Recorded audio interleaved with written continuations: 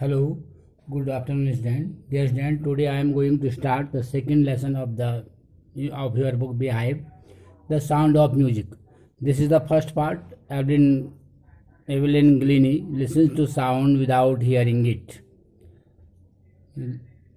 Now let us discuss the lesson, The Sound of Music.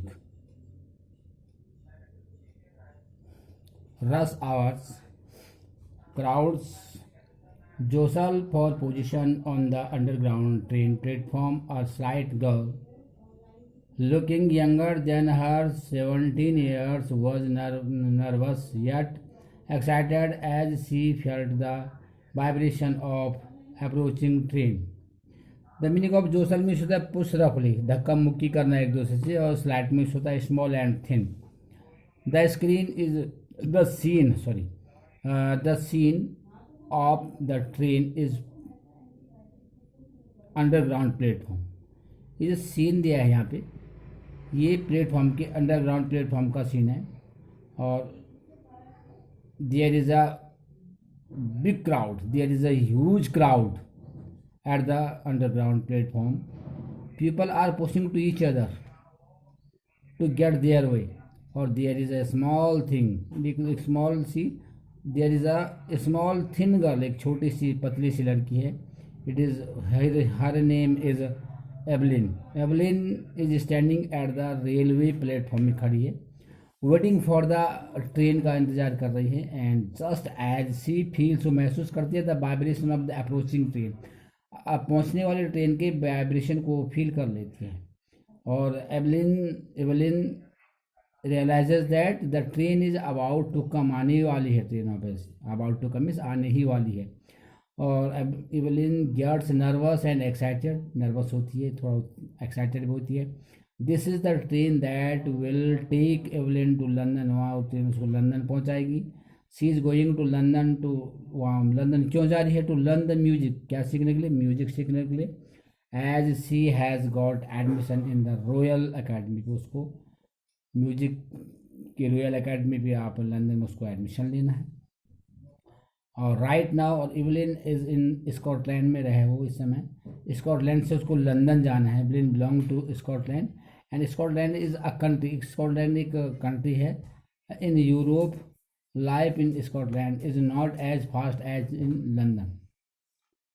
जो Scotland की life है वो उतनी फास्ट नहीं जितनी लंदन की है. London has a very fast life. It is urban, ये अर्बन में होता है शहरी एरिया है. वाइल स्कॉटलैंड हैज़ फार्म, जबकि स्कॉटलैंड में बड़े वो क्या है, फार्म्स हैं, खेत हैं, एंड कंट्री, गाँव देहाती क्षेत्र है. So that it is why Evelyn is nervous, इसलिए एवलिन थोड़ा नर्वस फील करते, बिकॉज शी इज़ लिविंग, और वो स्कॉटलैंड से लंदन को के लिए जा रही है. एंड शी इज़ एक्साइटेड, वो एक्साइटेड भी है also, because she is doing something that she always dreamed of, जो वो सब कर रही है जो उसने सपने देखे थे. She is going to royal academy में, royal academy of music in London में वो कुछ म्यूजिक सीखने जा रही है. उसका सपना पूरा हो रहा है. और she was learning and her first day at the prestigious Royal Academy of Music in London. And daunting, the meaning of don't means the frightening, scare जिसे कहते हैं, डरना. enough for any teenage fresh from a, जब Scotland farm से वो London जा रही, तो जो टीनेज है उसकी एज टीनेज पे है, तो उसको थोड़ा सा डर सा लगता है. Evelyn is 17 years old, she is a teenager, 17 years old की है, वो टीनेजर है. And she is fresh from Scot, Evelyn is from Scot और has more farms and Scot side है, उसमें कंट्री गांव की है, और वहाँ जाने में उस समय आज वो डर रही. Evelyn could not hear and this was a bigger challenge for her. Moving from a rural area to a fast life was a smaller challenge. Evelyn faced a much bigger challenges, that was her inability to hear. Glennie's loss of hearing had been gradual. Slowly, Evelyn started losing her power of hearing. धीरे धीरे जो Evelyn थी वो अपनी सुनने की क्षमता को क्या धीरे धीरे क्या कर रही थी, कम हो रही थी उसकी सुनने की क्षमता. और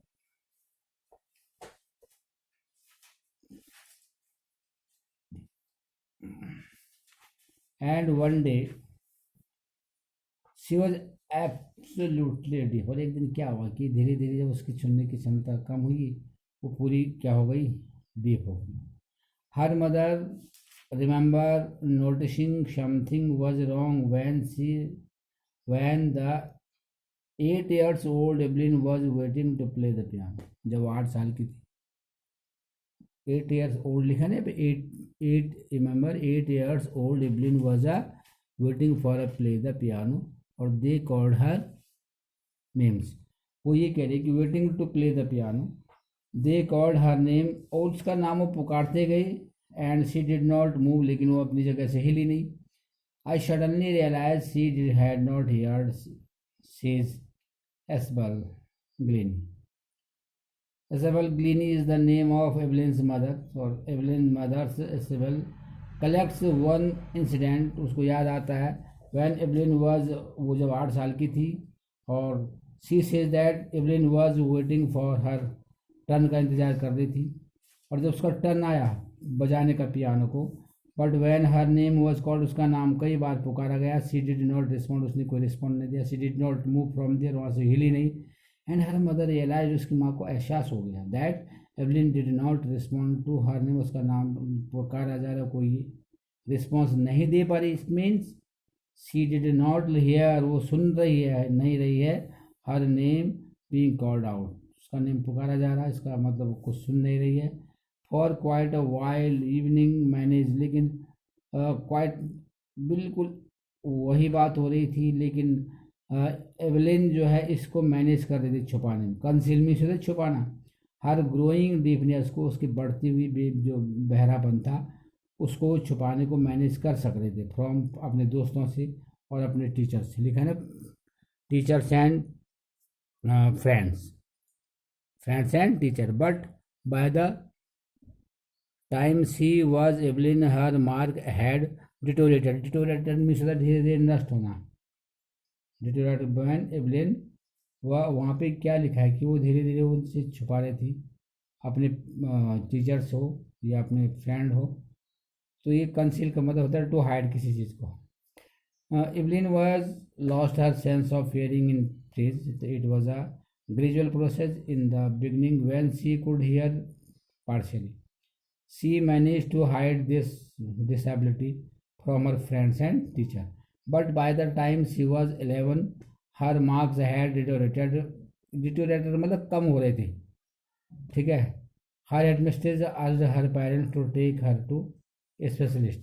और जब उसके मार्क्स कम हो रहे थे, तो हेड मिस्ट्रेस जो वहाँ पे प्रधान अध्यापिका थी, उसने उसके पेरेंट्स से कहा कि इसको कोई स्पेशलिस्ट डॉक्टर को दिखाइए, स्पेशलिस्ट कोई डॉक्टर को उसको दिखाओ, particular part of the body, means कानों के लिए कहा, और डिटोरेटेड का मतलब मैंने आपको बताया था कम होना।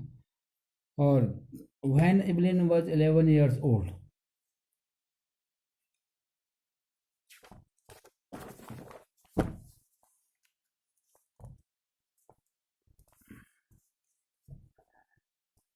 when Evelyn was 11 years old, her marks has been, उसके मार्क्स क्या हो गए, कम होते गए, ठीक है, और मार्क्स हैज स्टार्टेड डिटोरेटिंग, और द हेड मिस्ट्रेस ने उनको कहा कि डॉक्टर के पास, तो it was then discovered that, उसके बाद पर it was then discovered that, उसके बाद ये पता, her hearing was severely impaired as a result of gradually nerve damage, और उसके बाद क्या पता चला, उसकी नर्व भी डैमेज हो गई, उसके बड़ी तेज़ी से उसकी सुनने की क्षमता ख़त्म हो रही, और एक रिजल्ट क्या हो कि उसका नर्व भी, वो सुनने का नर्व भी डैमेज हो गया। When the doctor checked upon Evelyn, he found out that Evelyn had lost the sense of hearing। तो डॉक्टर ने जब चेक किया, ऑब्जर्व किया, तो उसने बता दिया कि उसकी सुनने की क्षमता खत्म हो गई है। दे वर एडवाइज दैट, उन्होंने एडवाइज किया डॉक्टर्स ने, she should be fitted with hearing aids and send to be school for the deaf. वहाँ पे वो ठीक हो जाएगी, उसको वहीं पे फिट होगी, उसको डीफ बहरों के स्कूल में भेजना चाहिए। The doctor advise Evelyn's parents that they should get hearing aids of her, अपने लड़की के लिए, अपने पुत्र के लिए उनको हियरिंग एड्स जैसे मशीन वगैरह है, इसको खरीद करके और उसको आप उसी स्कूल में ले जाओ जो डीफ चिल्ड्रन के लिए जो स्कूल बने हैं। ऑल्सो ये सजेस्ट किया डॉक्टर ने कि that they should take Evelyn या to be sent to school for the deaf children only. Everything suddenly looked black says Evelyn. फिर अचानक एवेलिन ने कहा कि उसको कुछ भी सब कुछ अंधेरा है, काला दिखाई दे रहा है। Suddenly black out, looked black. When Evelyn discovered that she could not hearing, when Evelyn discovered that she could not hear and she would be sent to school for deaf children, that she was not good as normal children की तरह नहीं है, her world became colorless, उसका जो सारा संसार colourless हो गया, उसको कुछ ब्लैक हो गया, टर्न ब्लैक में कुछ नहीं दिखाई दिया। Now what does the mean, इसका मतलब क्या कि एवरीथिंग सडनली लुक्ड ब्लैक, उसको सब कुछ काला दिखाई देने लगा था। इसका मतलब क्या था? दैट ऑल ऑफ सडन, अचानक, you can get bad news, आपको एक बुरी खबर मिलती है। You get some news that you do not accept and it return your see blackness all around you, आपको चारों तरफ बिल्कुल ब्लैक हो गया है। That is how Evelyn responded to this news.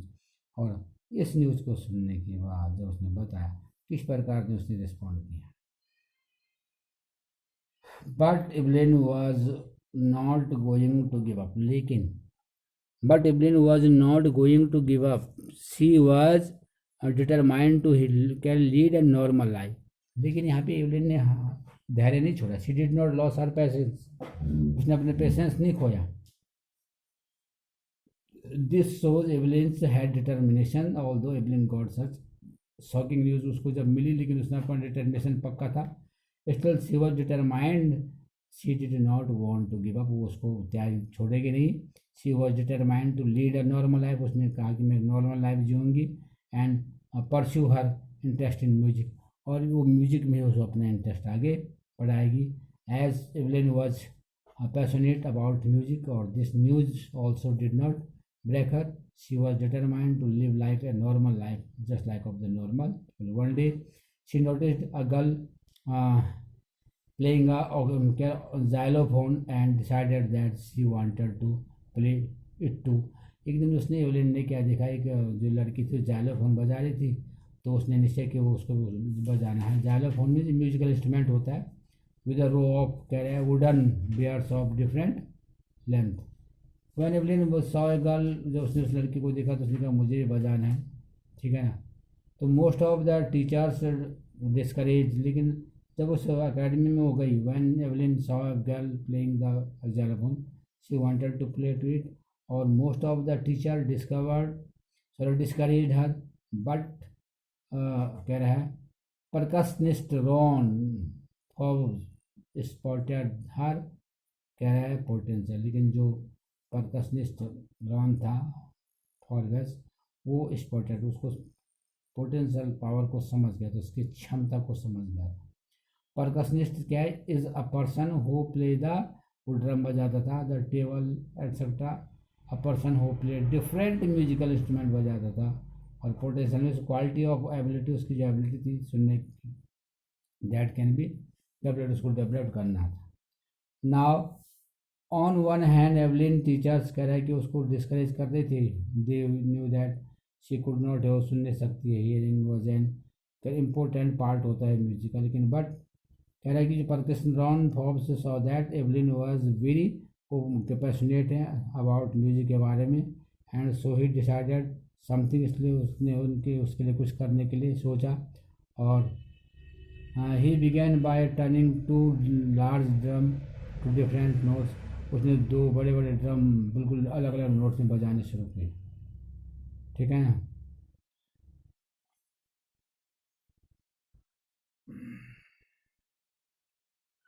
Don't listen through your ears, he would say, try to sense it some other way.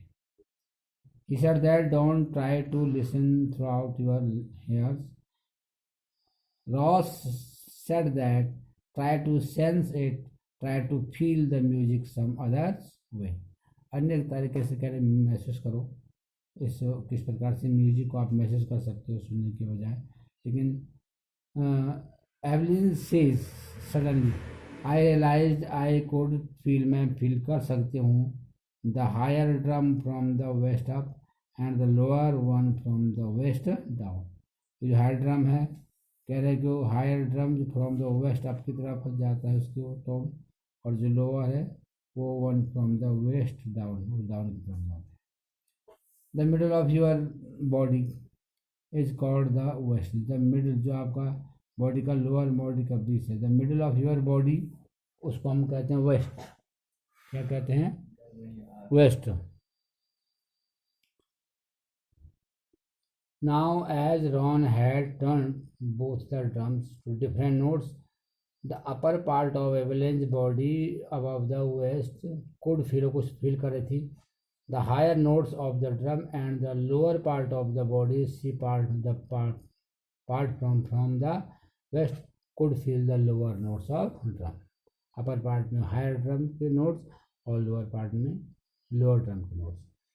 कह रहा है कि फॉरवेस्ट रिपीटेड द, उसने ये एक्सरसाइज लगातार करता रहा, बजाता रहा दोनों ड्रमों को। एंड सून एवलिन डिस्कवर्ड, उससे पता चल गया दैट शी कुड सेंस कि certain notes in different parts of the her body के अलग अलग नोट्स। और this is how Evelyn can listen to sound, और एवलिन सुन सकती थी, although she can not hear, सुन नहीं सकती थी। शी कैन सेंस डिफरेंट, अलग अलग डिफरेंट सेंस को फील कर सकती है, notes in different parts of a body के। Dear student, listen this video carefully and try your best to understand of the lesson. Thank you.